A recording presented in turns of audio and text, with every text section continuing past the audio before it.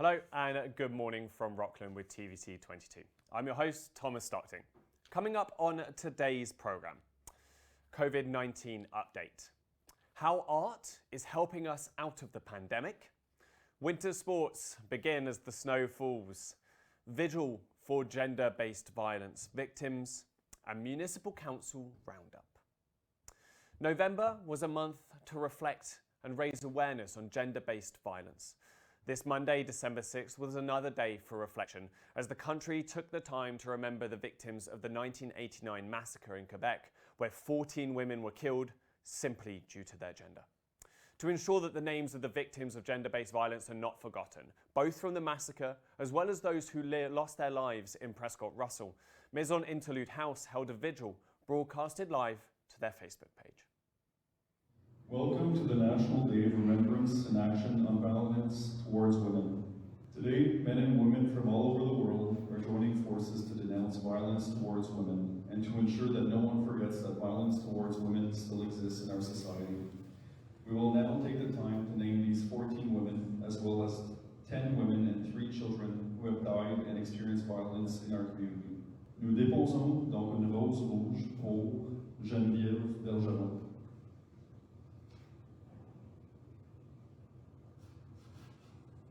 Hélène Colgan,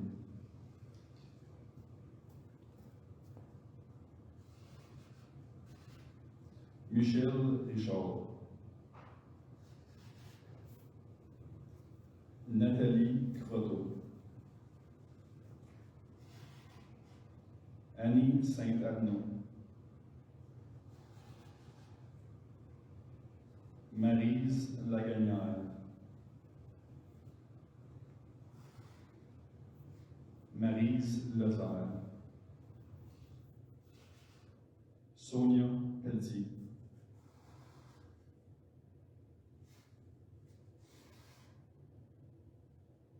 Barbara Degnaud,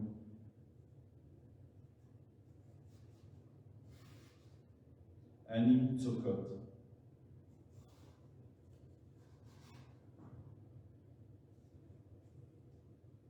Anne-Marie Edouard,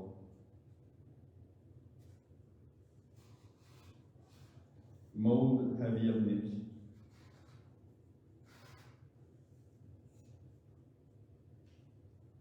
Barbara Kluchnich Budajewicz,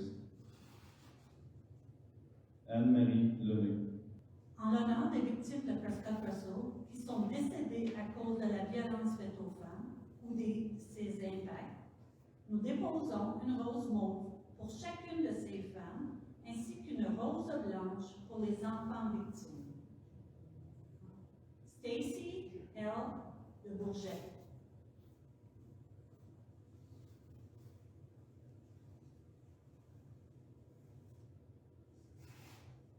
Barbara Tesk, Région de Kerman. Violet Graves. Zdenka Sikora Lefebvre. Marielle Portelance Hawkesbury. Cassidy Reigler Hawkesbury. Jacqueline Rouleau Alfred. The Nation River Lady en 1975. Émilie Maheu.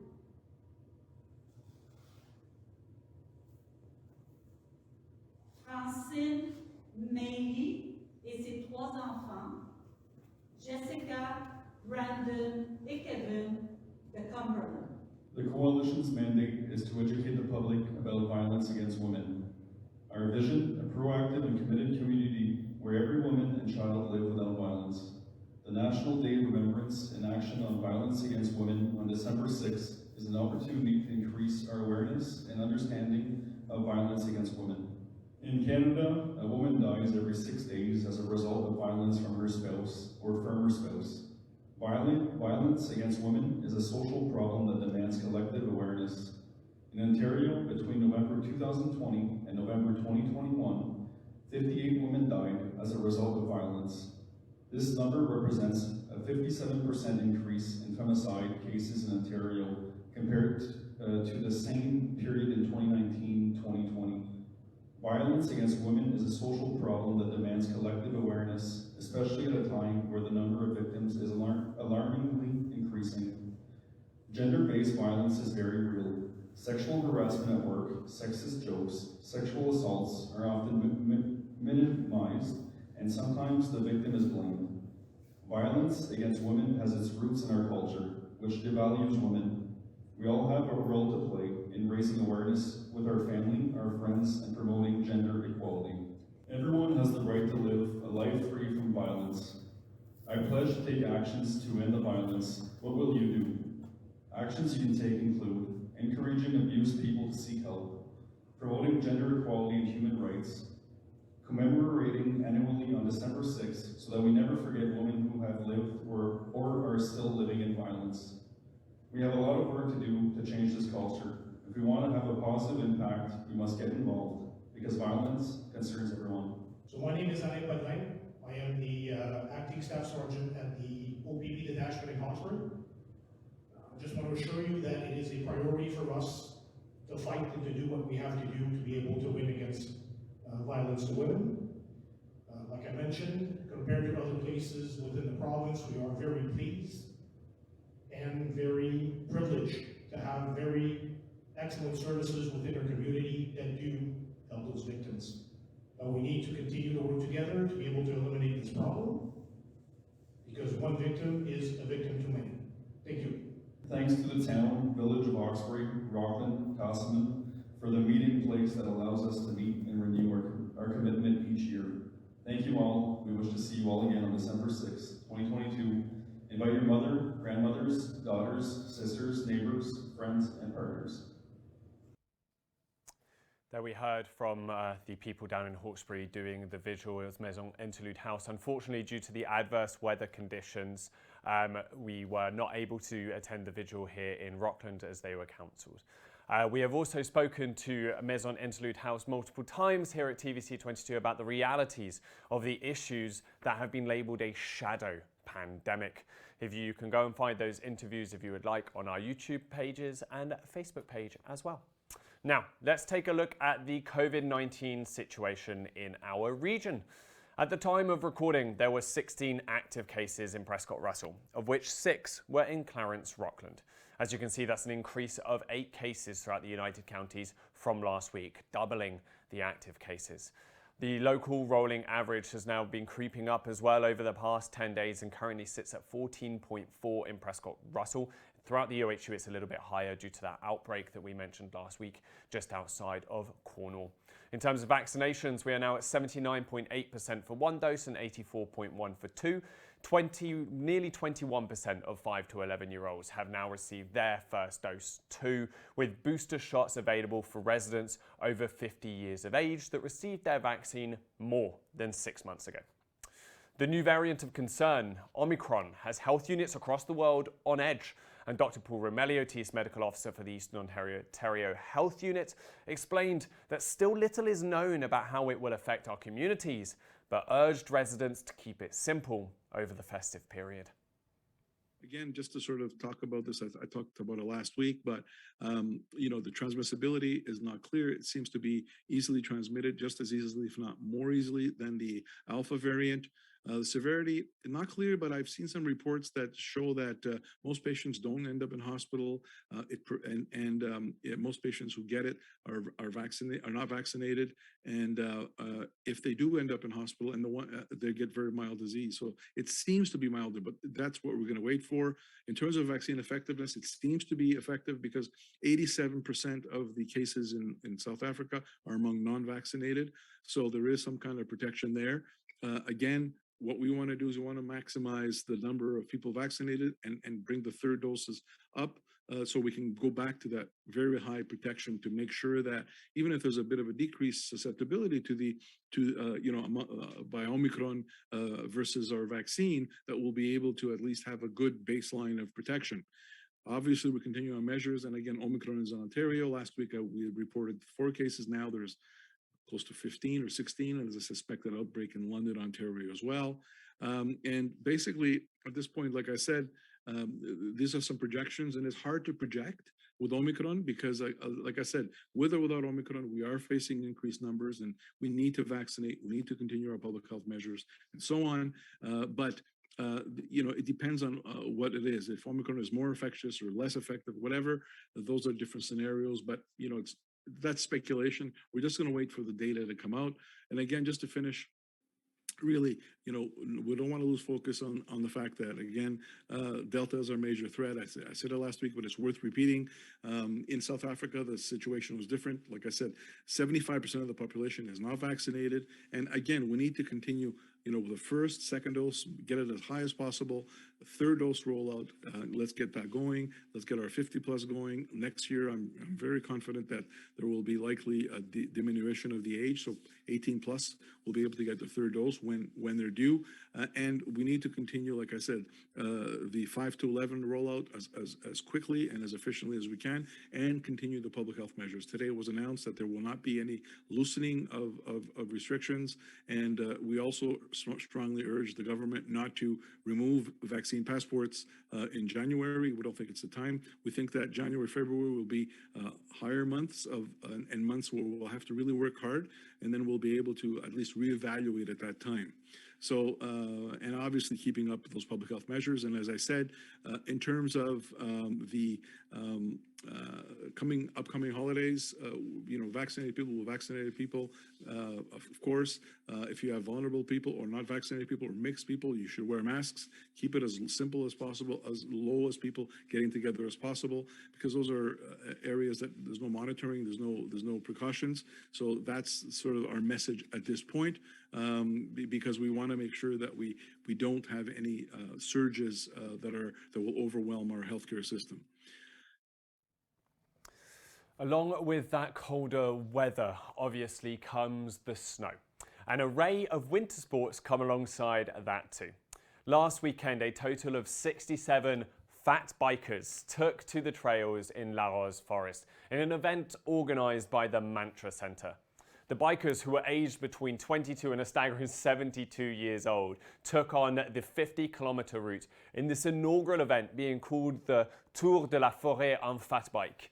Some fantastic work being done by the Mantra Centre team out in La Rose Forest, and TVC 22 will endeavour to get down and cover a couple of events that occur there during the winter period. So if you hear anything going on, don't hesitate, contact us, and we'd love to come and film a lot of that stuff.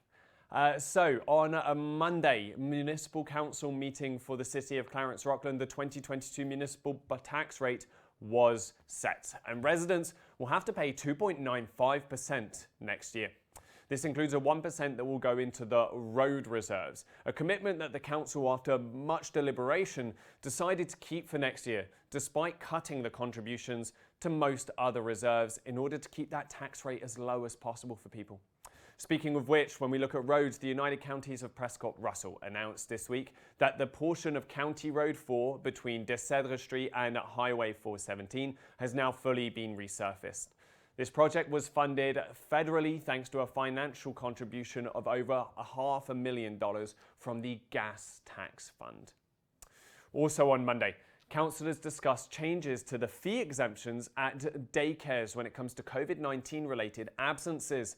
The Committee of the Whole recommended that the local daycare services discontinue issuing credits to clients' accounts for missed days due to awaiting COVID-19 test results, and that they would no longer be issuing credits to clients during class closures due to COVID-19 outbreaks in schools.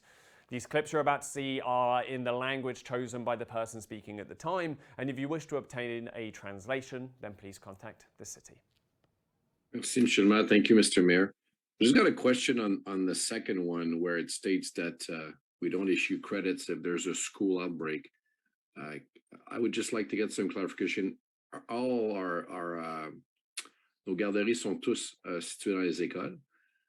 So if there's a school outbreak, the school is closed. So I assume that the garderie will be closed at the same time if it's an outbreak. So I wouldn't see a problem if there's no employee showing up at work, that we wouldn't credit those days. On the first one, I agree. If you're waiting for a test, I can agree. But I like the reasoning behind the fact that if there's a school outbreak and classes closed, well, the garderie will be closed. So why shouldn't we be able to credit? So that's my only question. And maybe there's something that I didn't understand, but I'd like some clarification. Thank you. Merci, Monsieur Lenhart.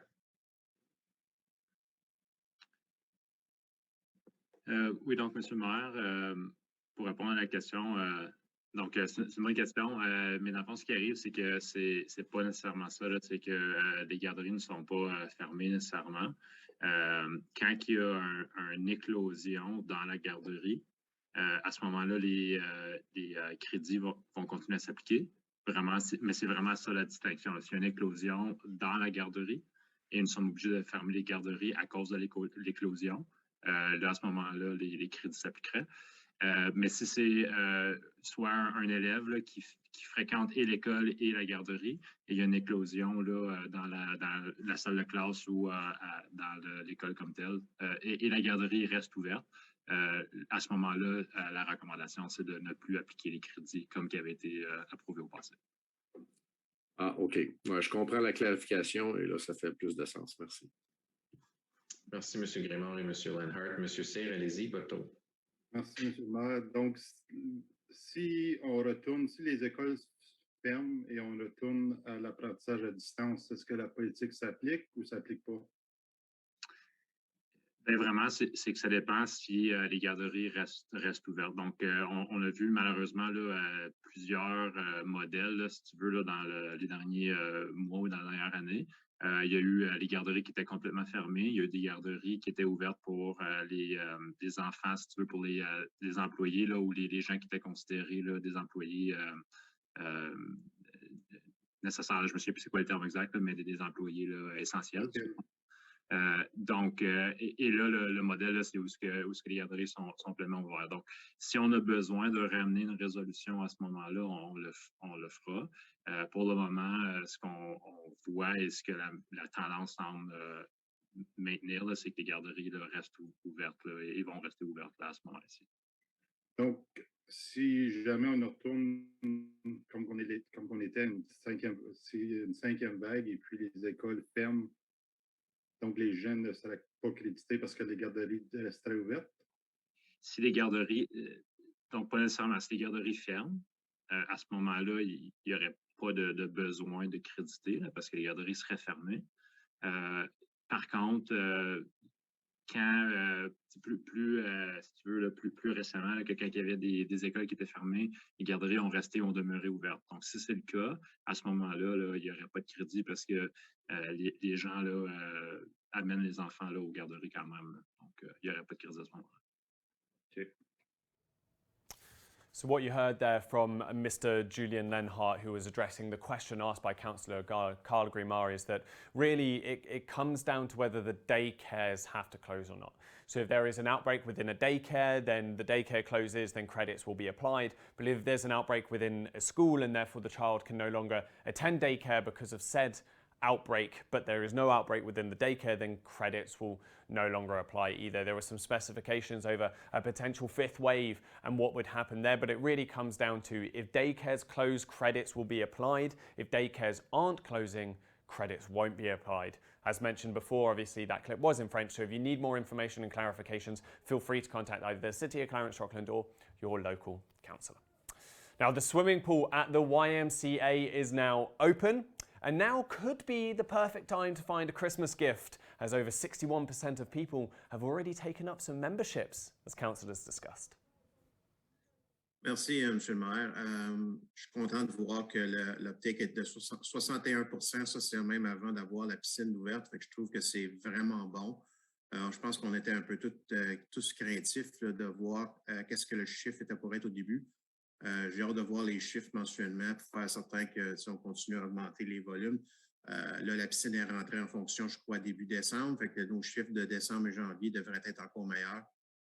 C'est juste de continuer à avoir le dialogue avec les gens du Y pour le côté programmation, pour s'assurer qu'on ne s'aventure pas trop large, d'une façon trop large pour se créer des défis. Puis vraiment d'offrir là, au fur et à mesure que les besoins surviennent, offrir les ressources en fonction de ça. Mais je suis très content et même très surpris aussi du pourcentage élevé du début. Fait que, bonne nouvelle.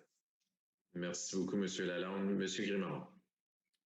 Just to reiterate what Mr. Lalonde has said, that's I was actually surprised with 61%, and knowing that in January all sorts of people take some resolutions, so we should get some higher. I guess my question is: has there been any discussion as far as publicity to make sure that the municipality, the residents know that it's open, and on the 6th, which is actually today, the pool was scheduled to reopen. I haven't seen anything on social media, so I just want to know if there's any information that's being shared with the residents that the Y is open for business and for people to go back. Thank you. Merci, M. Jubainville. Okay, merci, Monsieur le Maire. So to answer the question, yes, there was a marketing campaign that was done for the reopening of the Y. There was something on social medias. We did share some posts that the actual YMCA did. Unfortunately, with the issues, the IT issue that we had, we did miss a few ones that the Y did post on their social medias. But we're on it right now. Also, if you take a good look at local medias as far as Le Vision, there was a publicity that was added for the past 4 weeks. So every week for the past 4 weeks, I think half a page. And we're still having, there's still things that are coming up in the next few weeks regarding marketing. So we will try. We're doing a mix of local and also social media at the same time. Okay, I guess I just missed most of it though. Thank you. Merci, M. Jubainville et M. Grimard. M. Bouchard, ensuite M. Candelin. Écoute, j'ai le même commentaire, puis on avait eu cette conversation-là bien avant que le Y ouvre, où ce qu'on avait dit, OK, considérant que, puis on le voit dans le rapport là, de ce que ça nous coûte à nous, ce que ça coûte aux payeurs de taxes pour ça, on a dit, OK, pour éviter le back-end de ce qu'on doit payer à chaque mois de déficit, qu'on en mette un peu plus en programmation, en promotion puis en marketing. Je regarde présentement, là, on est juste là, avant Noël. C'est un méga beau cadeau de Noël, un membership au YMCA. And then when we get to the new year, I mean, it's the gyms. It's about getting back in shape. You know, maybe we could send out some kind of a challenge for people from council to lose a few extra pounds once we get to the new year. So this is like prime time marketing. Let's get some memberships going on. So présentement, je le vois pas, puis je pense que comme ça serait le temps de se dire, OK, on a fait un peu, we had this, we had that, all right, but let's get it together and let's put a little more money in this now. Keep in mind what we invest right now in marketing to get people out back to our Y. We're going to be saving that money down the road, and it's a wonderful facility. We just want people to get back out there and people to know that it's back and open. So let's if we could, I don't know if the administration could maybe have some sort of a meeting with a little more as to more that we can do right now and to be a little proactive, because you're talking about the vision here and this. I mean, I haven't seen anything, to be honest, like Mr. Grimard, that I could share on my page, that I could keep on reposting. I really haven't been seeing a lot of those. I saw one post. That was it, just one. Ça prendrait plus, là. Okay? Je pense qu'on est tous un peu dans le même bateau. Ça va nous sauver de l'argent à la fin de tout ça, là, c'est certain. Puis, on va avoir des gens plus en santé. Merci, M. Bouchard. M. Jubainville.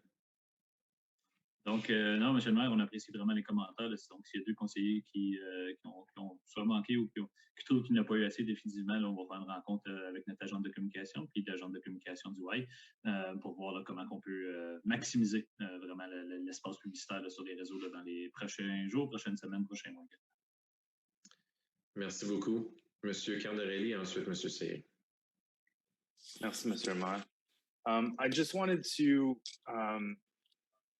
something that I just been thinking about once we signed in on this is making sure that, you know, we have a percentage of members that we need to hit. I was just want to make sure that it's not just members, because we did have in the past the Clarence-Rockland Y, the highest rate of non-members, active members that actually pay for day passes.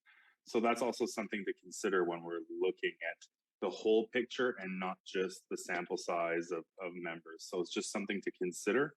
I, on the other hand, maybe it's because Councillor Bouchard and Councillor Grimard are in great shape that the analytics on Facebook don't pick it up, but I definitely see those ads pop up. So I just want to let rest assured the people that need it are definitely getting targeted. Thank you. Wow. Wow. Good one. Monsieur C. C'est fort, c'est fort. Merci, Monsieur le maire. Je voulais juste savoir de quelle façon est déterminé le remboursement du conseil scolaire. Est-ce une formule ou c'est-tu un prorata ou c'est-tu juste aléatoire? Donc, Monsieur le maire, si je peux répondre à la question de M. Cyr. Donc, parfait, merci, Monsieur le maire. Donc, non, c'est un calcul qui est fait là, selon les factures qui nous ont été soumises là, de la part du YMCA. Donc, ce qu'on a fait, c'est vraiment évaluer. Il faut faire attention avec le conseil scolaire. Ils payent déjà une partie pour l'utilisation du building en tant que tel, quand on a déjà un gros contrat avec eux là, pour l'utilisation. Donc, le remboursement que là, c'est above and beyond, c'est le terme anglais, là, ce qu'on a comme contrat actuellement. Donc, on a fait des calculs, on est venu à un calcul avec eux là, qui est très raisonnable. Donc, en d'autres mots, tous les coûts supplémentaires de leur utilisation pendant que l'édifice était fermé, donc, eux ont accepté de rembourser l'ensemble de ces coûts-là. Donc, c'est ça. Merci. Great news about the why there. And whilst we're on the subject of Christmas shopping, why not shop local and support a Prescott-Russell craftsperson this festive season? The Prescott-Russell Arts Council, known colloquially as CAPRAC, successfully held their second virtual arts gallery market, providing a platform for local artists to showcase their work and give you maybe some inspiration for this season of giving. Earlier this week, I spoke with CAPRAC Executive Coordinator Ms. Karine Levesque about the importance of art, culture and heritage to our region. Art is so important to society and culture and creating culture, connection, collaboration. Even if you look at this pandemic, for instance, I've heard so many stories of people just trying something new or discovering a new talent, and often it's through art. We've been talking a lot with our board and everything that art is what's carrying us out of this pandemic. You know, there's a lot of bad happening all around, and we see it, we feel it, it's heavy.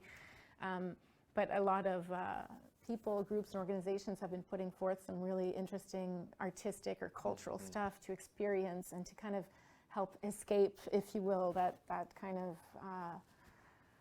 it can be pretty heavy right now. So yeah, definitely I think art plays a really big role in lifting society and helping us see maybe a bigger picture, a better picture, envision a better world. Get curious, get innovative. You know, there's a reason why now we talk about STEAM with the A, right? Yes. So art is just as important as all those other elements, right? So yeah, definitely I think that my main message here and what I keep holding on to is I really truly believe that art is lifting us out of this pandemic right now. Prescott-Russell is quite a unique region in terms of our artistic community, if you will. We have, it's a very vast, large community, so there's a sense of being far away from each other, but at the same time, we're all very close. It's a very tight-knit community, no matter where you're from in terms of like municipalities. Well, definitely what you'll see is that it influences their artwork. So we will see pieces of Prescott-Russell, if you will, or that identity reflected in the artwork of our local artists, which is quite unique. Here in Prescott-Russell, what is, again, quite distinct is that we're mostly rural and a francophone community as well. So a lot of those heritage pieces or ideas or themes will come in into the artwork that we see. And you mentioned, you say key elements there. So you've got the rural element and the francophone element. That surely, like in terms of as a combination, is relatively unique across the whole of the country. Never mind just Ontario itself. So again, to repeat the word, how sort of unique an influence does that have on the pieces we see here? Yeah, very, very unique influence. It's something that I think that people from here can identify with, and that's very important. Or even possibly for people from outside of here also to find this as, again, a distinct, unique, piece of culture of who we are here. So yeah, I think that the idea of being able to feel a sense of belonging when you look at this artwork, or being able to attach yourself to that identity, if you will, or that cultural spark. Sort of like a piece of home, essentially. Yeah, almost. absolutely. Like that's interesting. When you think about literature, it can be escapism, but it's almost like you talk about art there as like not escapism, but like sort of something almost more grounding. Yeah. It's a really interesting contrast. Well, that's the beautiful thing about art. It can be escapism, just like it can be grounding. It can allow you to kind of escape and dream away and, you know, discover something new, but you can also see something and feel like you just said, like home. Absolutely. Or a sense of connection. We talk about the Prescott-Russell region at the moment is going through vast changes. It has for a long time. We have, for the life of me, the English phrase escapes me, but la pénurie de main-d'œuvre qualifiée. Oui. So we're looking to get obviously more people in Yes. to try and fill the roles at the moment. And that has a continuous evolving effect on our communities and our region as well. So sort of like with that in mind, what kind of influences do you think that an increasing population and people coming in from different areas could potentially have on, again, those sort of three pillars, the artistic, cultural and heritage side of things? I think it will only be enriching to our artistic community. We're really eager to connect with new immigrants to the area and to really get their input and see what we can do and how we can support them and basically help promote what they do and showcase them as well. When we talk heritage, this is part of it as well, right? So seeing new influences is part of our heritage that is growing into something that's new and beautiful. The artistic landscape of our area will only benefit from having new influences.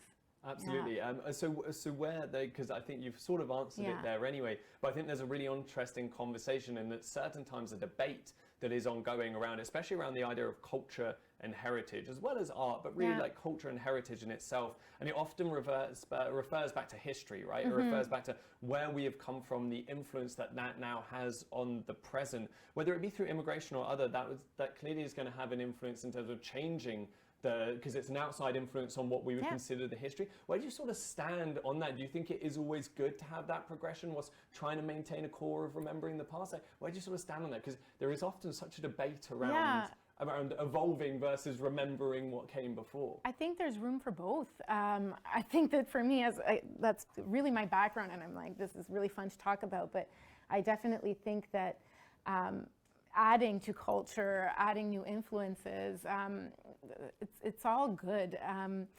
Heritage in itself and history, well, we are making history right now, right? So as things change, that becomes history, it becomes our heritage. So that's, again, what I'm trying to say when I say that this is part of our heritage, the changes we're seeing right now. So I think there is room for both. There's room for evolving and holding on to the history of the area. I think it's important for new our immigrants here to understand the history of the area as well, to know where we're coming from. And to integrate into it, but also for us to be able to take new influences in and change our culture, if you will. Absolutely, and despite some events that are occurring globally, I think it's very much about globalization rather than closing off our borders now. It's going to be, and speaking as a new immigrant myself, it's always nice. Loaded question with one sat opposite you. But what are the other elements I want to touch on, like, because CAPRAC is Le Conseil des Arts, Prescott-Russell Arts Council, obviously a very francophone influence on the francophone part of our community. How important is it for you to be able to provide a platform for francophone, like Franco-Ontarian artists in perhaps a landscape where, especially if you consider it countrywide, that is not totally favorable to those who maybe English isn't their first language? Yeah, that's really unique to our organization because it's unique to our region here. So we do mainly work in French. We are a Francophone first organization. I think that's really important in terms of being able to support the artists here. However, we are bilingual. There are, the artists here are bilingual. It's not just a Francophone community. So we're there for everyone. But again, having that French representation is really important to the community here. So we're really happy to be able to work in French. I'm Francophone first language, so it's actually quite special for me to be able to do that when in the past it's not always been the case. And we should say, obviously, this interview is in English, but mainly because CAPRAC is so francophone as well. I just wanted to be able to open it up to the English listeners as well, to make sure they get thoroughly involved. And you mentioned involvement with the community. CAPRAC has done some fantastic stuff, whether it be sourcing artists or literally leading the way with certain projects. I mean, a couple of projects you've been involved with recently, like we know obviously the Olavash campaign where you helped source some stuff. There's some stuff that you did with the Arbor Gallery as well as recently helping put out to tender a diversity mural, looking for an artist for a diversity mural. So can you talk about sort of some of the involvement you have with the community, and perhaps how much more would you like those artists that you promote to like sort of get involved and come and do things that drag people in off the streets almost? Yeah, absolutely. So we're really here to support artists and organizations in whatever way we can, arts organizations or cultural organizations. And that's what we've been doing. So the projects you've been mentioning are where we can help sort of on the administrative side of things, or whether it's helping with grant applications, things like that. So we're there to share information and resources, but also to really lend practical support as well, where we can. So community arts projects is something that we have been working on a little bit more lately. We've done a few interesting projects. This fall we did the Prescott-Russell coloring book, actually. So we got a bunch of different artists to provide different coloring pages, and then it's free for anyone anywhere. It's not just for Prescott-Russell, but it is a coloring book by Prescott-Russell artists. So that was something that was just really born out of wanting to do something for the community, by the community. So more projects like that we'll be doing. We are looking into doing an artist in residency project with Arbor Gallery as well. That's going to be rolling out in 2022. But yeah, basically the idea is to look at different opportunities to get artists connected with their community, to get people to try something new, to get creative, and to kind of see where that collaboration can go. So we're always open to exploring different initiatives that really have community at the heart, you know, so engaging the community through arts. There we go, CAPRAC there with Karine Levesque, talking about the fantastic work and the importance really of promoting the arts, and a strong phrase that she believes that art is really lifting us out of the pandemic. And she has a very good point. I bet there's a number of you watching at home that picked up another hobby over the course of the last 2 years. Now, that's it for this week's show. As ever, if there's a story within the community that you think needs a little bit of more light shined on it, then you've got to reach out to us. We would love to hear from you. You can get in touch by either calling the station and getting to me on extension number 4, or by emailing nouvelle with an S at the end at tvc22.ca. And for now, it's a good morning from me. It's a good morning from the team behind the scenes here at TVC22, and we will see you next weekend. Enjoy the snow. Goodbye.